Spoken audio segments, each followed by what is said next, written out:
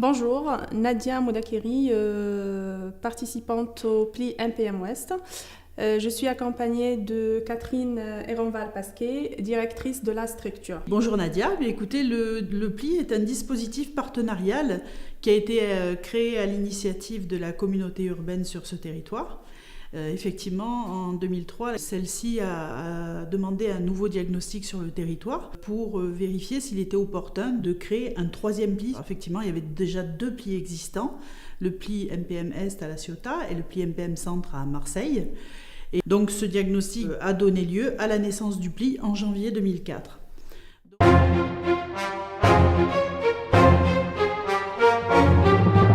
C'est donc à l'origine plusieurs partenaires financiers qui se sont engagés à financer le pli pour ces missions. Donc la communauté urbaine, comme je le disais, le conseil régional, le conseil général qui est devenu maintenant le conseil départemental des Bouches-du-Rhône, l'État et l'Europe qui en est un des gros financeurs puisque l'Europe peut intervenir avec un fonds spécifique qui s'appelle le Fonds social européen jusqu'à 50% du budget d'un pli.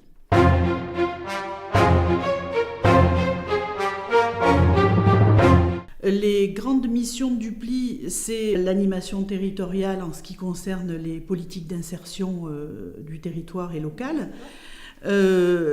L'animation et le partenariat avec les acteurs économiques locaux, c'est-à-dire avec les entreprises, donc, puisque les entreprises, c'est l'emploi, donc c'est le nerf de la guerre. On travaille aussi sur l'aspect insertion par l'activité économique. On se sert de l'entreprise comme un tremplin à l'insertion pour aller vers un emploi durable. Et effectivement, le cœur de métier du pli, c'est l'accompagnement à l'emploi et le suivi des publics les plus en difficulté sur ce territoire. Peut-on savoir quelles sont les personnes qui bénéficient de ce dispositif ? Ce sont des personnes qui sont très éloignées de l'emploi de par le fait qu'ils n'ont pas travaillé depuis longtemps, mais aussi qu'ils cumulent plusieurs difficultés pour accéder vers un emploi durable et plusieurs freins périphériques. Alors les freins périphériques, ça peut être la mobilité, le problème de logement, un problème de garde d'enfants. Voilà, tous ces freins qui viennent en plus faire obstacle à la remise en emploi durable, puisque dans un accompagnement pli, l'objectif final, c'est l'emploi durable. Voilà. Donc, un accompagnement au pli, c'est en moyenne 18 mois d'accompagnement. C'est un accompagnement donc de longue durée, qui est un accompagnement individualisé et personnalisé. Le pli, c'est vraiment pour accompagner les gens. C'est différent du Pôle emploi, parce qu'on a un suivi toutes les semaines. Et ça permet d'avoir pas mal de réponses, parce qu'on se pose pas mal de questions, et notamment pour les formations, mais aussi pour tout ce qui est atelier, la recherche d'emploi. Et ça nous éclaire. Nous nous adaptons à la situation de la personne et à ses freins, aux freins qu'elle rencontre. Et donc, les personnes nous sont envoyées généralement par des prescripteurs du territoire. Alors, le plus gros prescripteur de notre pli sur ce territoire est la CAF. Et on nous oriente donc beaucoup de nouveaux entrants sur le dispositif du RSA. Ensuite, Pôle emploi est un de nos plus gros prescripteurs aussi. Voilà. À partir du moment où les personnes sont sur le pli, elles sont prises en charge par un accompagnateur à l'emploi qui fait un diagnostic de la personne pour voir si effectivement elle a besoin de cet accompagnement de longue durée, personnalisé et individualisé. Et si c'est le cas, donc lors d'une commission, son intégration est validée sur le pli. Alors, vous signez un contrat mutuel entre les participants et le pli MPM Ouest. Quels sont les engagements du pli et quels sont les engagements des participants ? D'abord, c'est le pli qui s'engage. Par l'action de l'accompagnateur à l'emploi, le pli s'engage à vous apporter un conseil, une orientation et de vous apporter différents conseils sur l'élaboration de votre parcours de réinsertion professionnelle. Mais ce n'est jamais l'accompagnateur qui fait le parcours, c'est l'accompagnateur en collaboration avec le participant. Le deuxième engagement, c'est de mettre à disposition du participant différents moyens d'accéder à l'emploi durable. En ce moment, on a une action de valorisation de l'image personnelle. Quelqu'un qui ne nous connaît pas va nous juger sur ce qu'il voit et il y a un amalgame entre ce que l'on voit et ce que je vais penser de la personne.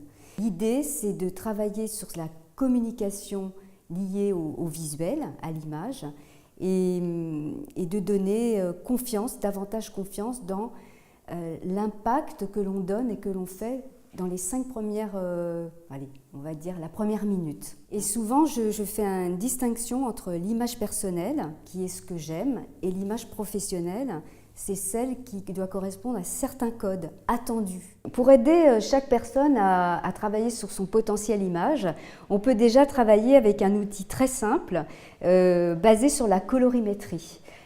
Alors, j'intercale le foulard argenté, qui est plutôt froid, avec le foulard doré. Et automatiquement, il devrait y avoir un impact sur le teint. Un autre type de valorisation de l'image personnelle où on travaille beaucoup plus la confiance en soi, la respiration, c'est un atelier qui va avoir lieu la semaine prochaine avec Bettika, qui est une intervenante du PLI depuis quelques années. Betty est une intervenante qui travaille en s'appuyant sur la thérapie du rire, c'est-à-dire la rigologie. Elle est maître spécialiste en rigologie. Donc la rigologie, c'est une discipline qui a pour objectif en fait de développer l'envie, l'optimisme et la joie de vivre de chacun. Alors comment? En utilisant des données scientifiques comme l'avancée des neurosciences, comme l'avancée de la psychologie positive et également qui utilisent des techniques telles que la sophrologie ludique, des techniques théâtrales, des techniques d'improvisation. Mais on n'oublie pas, lorsqu'on dit rigologie, on n'oublie pas le rire parce que c'est aussi basé sur le rire et sur les bienfaits du rire pour la santé. Donc, dans la rigologie, on y trouve différentes choses. On la vit, la rigologie, on la vit en riant, on la vit en partageant, on la vit en jouant collectivement, on la vit en fait aussi en se relaxant, en se détendant, en méditant aussi ensemble. Le tout, en fait, c'est pour permettre tous ensemble de tisser ce lien et de retrouver l'envie, l'optimisme et la joie de vivre et de lâcher prise, lâcher ses tensions pour justement laisser aller sa créativité et ce que l'on est réellement. Vous êtes en pleine confiance. On a plutôt tendance à écouter sa petite voix qui dit « mais tu es nul, mais tu n'y arriveras à rien » alors qu'on est tous de belles personnes et qu'on a tous du potentiel à mettre en valeur. On ne se connaissait pas, il y avait des gens qui n'arrivaient même pas à poser des questions, donc voilà. Des affinités avec Voilà, exactement. On est, en très peu de temps. Après, on peut intervenir sur des formations spécifiques qui permettent d'améliorer les connaissances ou des bases nécessaires à nos participants sur certains métiers en tension, notamment une action de formation qu'on fait en ce moment sur un groupe de 6 participants du PLI sur les métiers du second œuvre. Je vais vous montrer. Et après, pour ne pas faire de marquage comme ça, tu arrives d'en haut vers le bas. Tu comprends? Bonjour, aujourd'hui on est au sein de la structure Artec Formation Formatec PACA. On est accompagné de Lucien Pugliesi, directeur de la structure. Bonjour Lucien. Bonjour. Pouvez-vous nous présenter la structure? Oui, Artec Formation Formatec PACA, c'est un centre de formation sur les métiers du second œuvre du bâtiment. Vous avez accueilli depuis une dizaine de jours des participants du PLI. On a commencé une première semaine à avoir différents styles de peinture.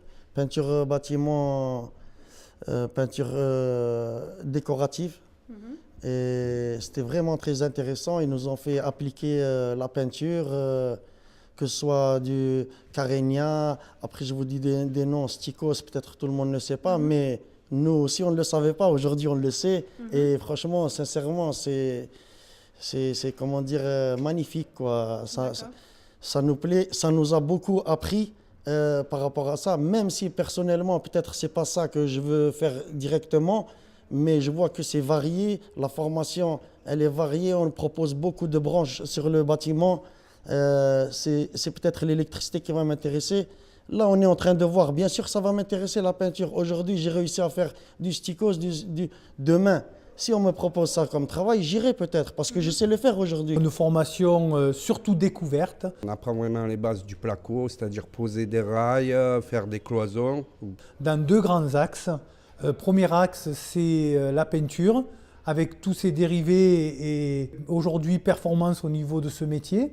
Et deuxième axe, le plaquiste, surtout dirigé sur la performance énergétique autour de ce métier. Là, on verra à la fin de ce projet leur choix, leur vrai choix. leur détermination ou pas à aller plus loin dans ces métiers-là. Le travail, ça viendra après par un cursus formation, accompagnement, certification, passage de titre, recherche d'emploi et plus, si affinité. Vous avez eu des groupes de femmes dans cette formation? On a eu il y a un mois de ça une formation la même, mais qu'avec des femmes dans la découverte du milieu du bâtiment chez la femme. Et on en a retiré, beaucoup cherchent du travail, maintenant sont motivés pour faire du bâtiment maintenant, de la peinture, du placo. Un axe prioritaire chez nous, c'est la féminisation de ces métiers du bâtiment. Aujourd'hui, les entreprises attendent de plus en plus cette réponse, elles attendent un peu cette finesse, cette rigueur qu'une femme peut amener sur certains métiers du second œuvre du bâtiment. Et si vous voulez, on va pouvoir les voir en pleine action. Venez avec moi. Merci.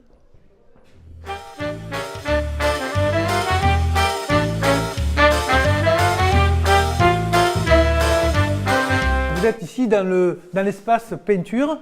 Peinture, c'est les trois grandes familles, peintre en décor, peintre en bâtiment et façadier peintre. Peintre en décor, ben voilà, je suis en train de marcher sur de la peinture. C'est effectivement c'est des réalisations des peintres en décor. Louis est un peintre en décor.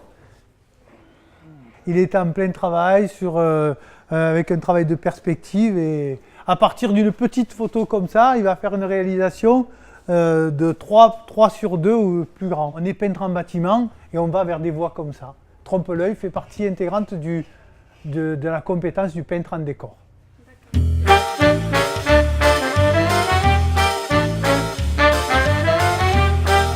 peut y avoir d'autres ateliers qui sont faits par des intervenants du pli. Le panneau interdit l'accès au véhicule à ce panneau. Si vous me dites uniquement l'accès, la question elle est complète. Bonjour, aujourd'hui on est à TMS. Bonjour Warda. Bonjour. Vous êtes conseillère mobilité. On a assisté avec vous à l'atelier préparation de code. Pouvez-vous nous parler un petit peu de la structure TMS et les actions que vous proposez? Alors TMS, Transport, Mobilité, Solidarité, est une centrale de mobilité qui est sur le territoire depuis 2009, à la demande du pli MPM Ouest et du conseil départemental. On intervient sur ce territoire sur plusieurs axes, l'axe sécurité routière, l'axe près de véhicules, donc voitures, cyclomoteurs et également du transport micro-collectif. Et le troisième axe, c'est celui où je suis l'intervenante, c'est l'axe accompagnement, pour lequel on m'oriente du public non mobile, peu autonome. Comment vous appelez-vous? Fabien. Depuis combien de temps vous êtes là? 3 semaines. Mon projet professionnel est de travailler comme employé de libre service. Parce que des fois, je peux commencer à 5 h du matin, avec l'aide du conseil général. Enfin, s'il m'accorde l'argent, quoi, ben, je pourrais passer mon code et mon permis. Vous aurez un accompagnement, comme je disais, personnalisé, individualisé, avec la prise en compte de vos freins et de vos difficultés. Atelier gestion du stress, atelier de prospection, ciblage d'entreprise, atelier de savoir-être aussi, puisque c'est quand même quelque chose à prendre en compte dans la relation avec l'employeur, les savoir-être, c'est très important. Et d'ailleurs, les employeurs sont très à cheval sur le savoir-être. Voilà. Après, il y a tout le travail d'accompagnement à l'emploi. Bonjour, donc je suis Béatrice Paterna, accompagnatrice à l'emploi pour le pli sur le secteur de Saucé, Châteauneuf et Gignac. Et donc, je suis là pour accompagner les personnes et les aider dans tout ce qui est recherche à l'emploi et ou à la formation, en montant avec eux leur parcours d'accompagnement. Donc le parcours d'accompagnement consiste à élaborer avec eux les différentes étapes à mettre en place pour arriver à leur objectif qui est l'emploi.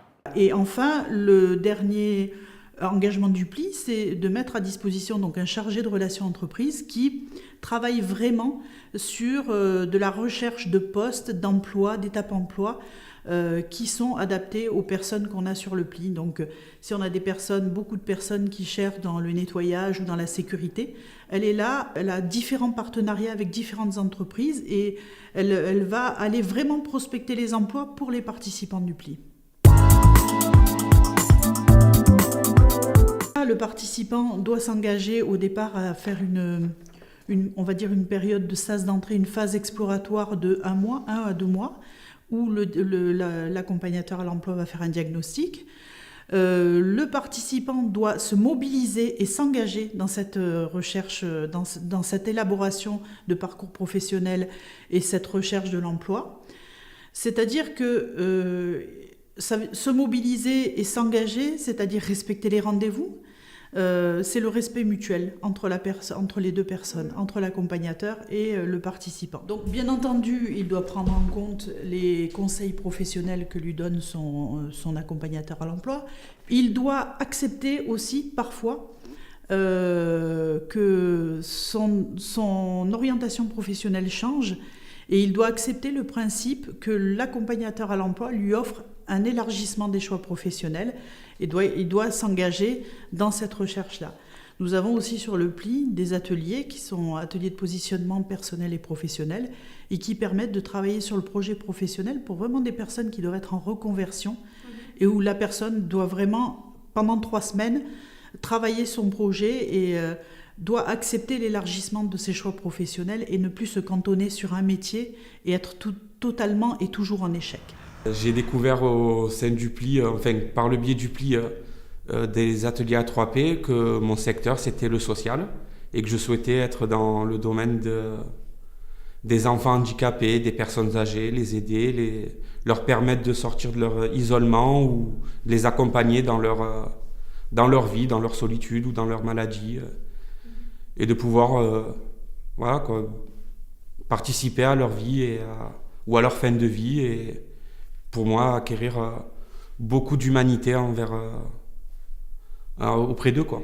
Je suis bénévole à la base au Secours populaire. Après, j'ai une maison de retraite dans laquelle j'ai beaucoup passé mon temps à aller rendre visite à certaines personnes âgées avec qui j'avais créé un lien. Puis, du côté personnel, ma mère qui est handicapée, qui a une maladie depuis qu'elle a l'âge de 6 ans et dont je me suis beaucoup occupé.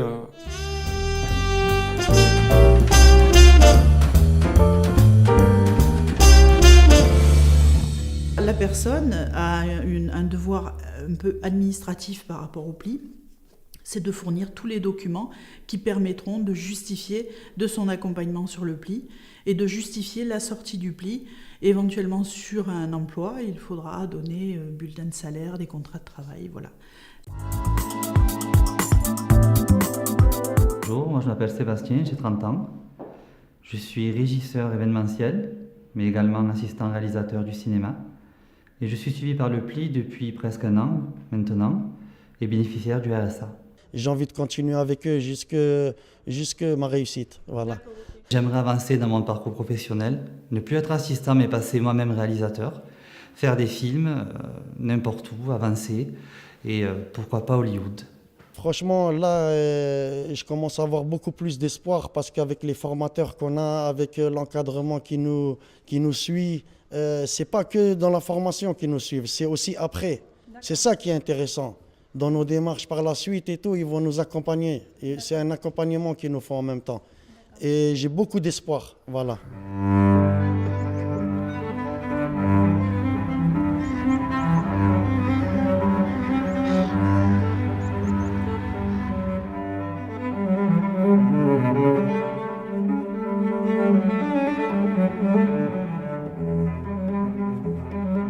Je m'appelle Nadia, donc j'ai un bac +5 en management affaires internationales.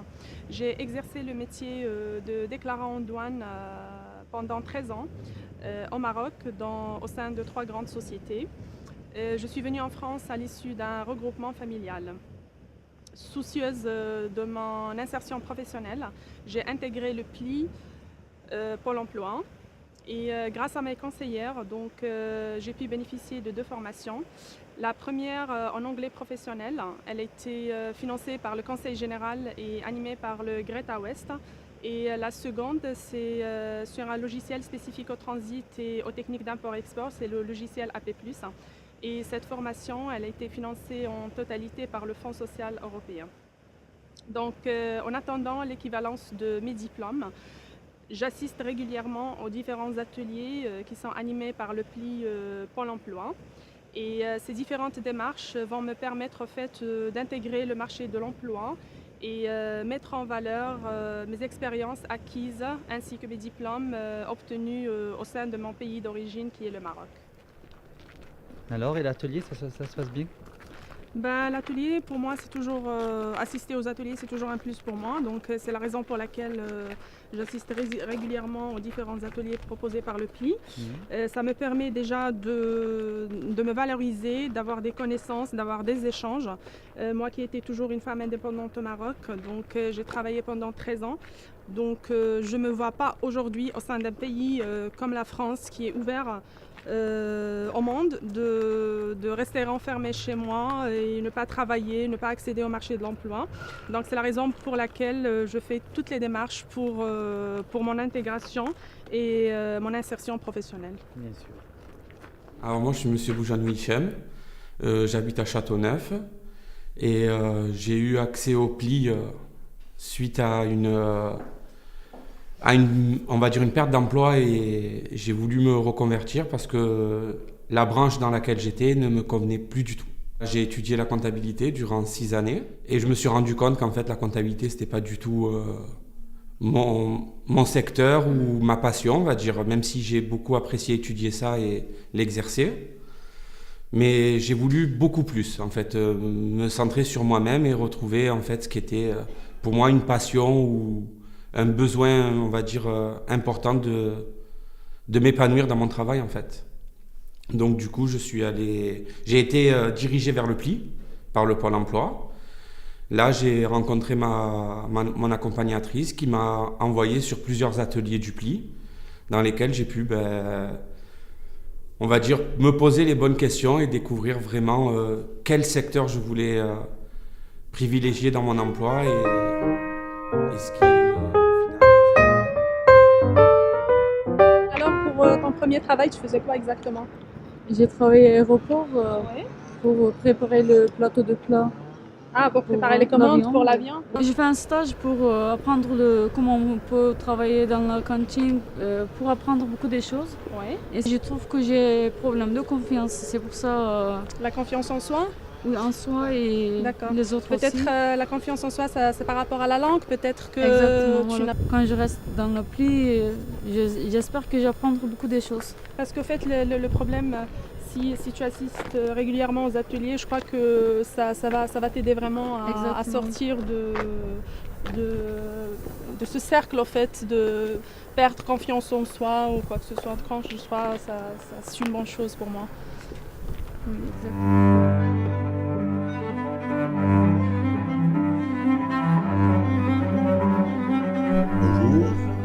Bonjour, moi j'étais carrossier à l'époque, en réparation véhicule. Suite à une maladie professionnelle, je me suis reconverti et grâce au PLI, j'ai pu me diriger vers l'électricité en bâtiment. Après cette formation, vous avez pu décrocher un emploi? Oui, j'ai eu un emploi de 8 mois. Donc je me suis retrouvé au chômage et j'ai suivi d'autres ateliers dans le PLI.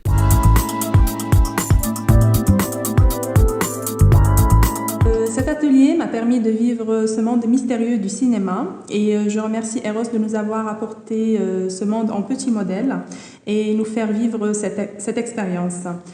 J'ai appris à réaliser un projet du début jusqu'à la fin et à affronter ce mystère qui est la caméra et à apprendre à dépasser mes craintes et ma timidité. Je crois que ma participation m'a permis une ouverture d'esprit et pourquoi pas une réelle reconversion professionnelle vers le journalisme.